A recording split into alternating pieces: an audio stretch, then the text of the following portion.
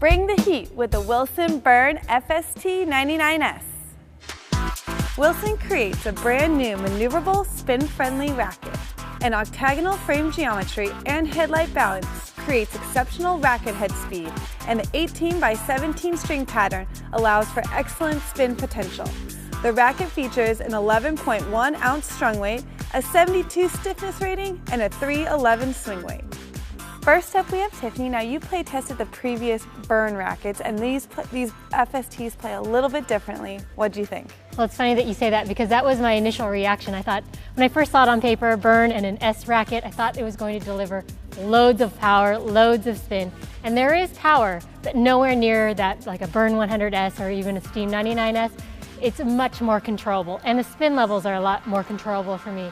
I like these tighter 18 main string patterns on the spin effect rackets. The spin is there, but it's spin that I can use, whereas with the wide open ones, I felt like I had to change my game to make it work for me. What I really like this racket is how quickly it swung. That FST technology was really helping the racket come around very quickly, both on the ground strokes and at net. At net, I did find that it got pushed around a little bit when I missed the sweet spot, so that was one drawback. But I really enjoyed being able to step in and use the spin to my advantage.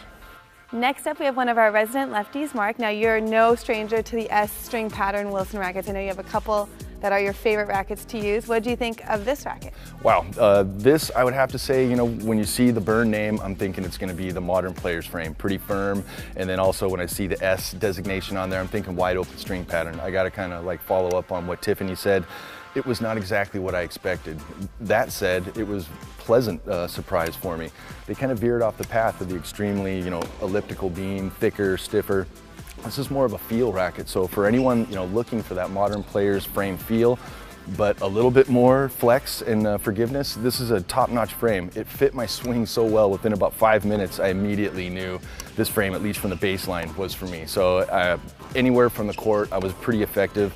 Again, it's not a knock to the racket, but weight-wise, I would have preferred it to be a little heavier off a serve, and that would have probably given me a little more stability at net. But overall, I thought it was a fantastic racket. They closed this string pattern up, so I think it's very favorable and complementary to a hybrid and not just a full set of a poly. So overall, love the play test. Next up, we have Jason. Now, you play tested both the Burn FST 99S and the standard 99. How did the two compare? What do you think of this S version? Well, this S version definitely gave me more spin. According to my playside data, I was getting about 400 RPMs more on my forehand versus the standard 99. And I also felt like this one had more power too. Even though these are low power rackets, this one felt a little bit more powerful than the standard 99. But with that, the downside was that I felt like the string bed was erratic. I was just hitting shots long that I wouldn't with the 99 version. And both rackets are great for control. I thought the directional control was great with this racket as well. I could just kind of pick smaller targets and go for that. And it was very maneuverable. It was an easy racket to swing, just pick up and swing. You know, it's just a modern player's control-oriented racket. But overall, I feel like this is a good racket for players that like to be aggressive, take full swings at the ball, like that low power response. If I had to pick between the two, even though this one provides me with more spin and more power, I think I'd have to give a slight edge to the 99 because the string bed and my shots are a little bit more predictable. I also play tested the 99S as well as the 99 like Jason, and the biggest difference I noticed right off the bat was on the ground strokes. I did get a little bit more easy power from this racket. A lot of my ground strokes were landing deep in the court with ease. I didn't have to put any extra effort to do so. And I also found it to play very fast. It was very easy to swing, very easy to generate racket head speed. And I liked the 18x17 string pattern.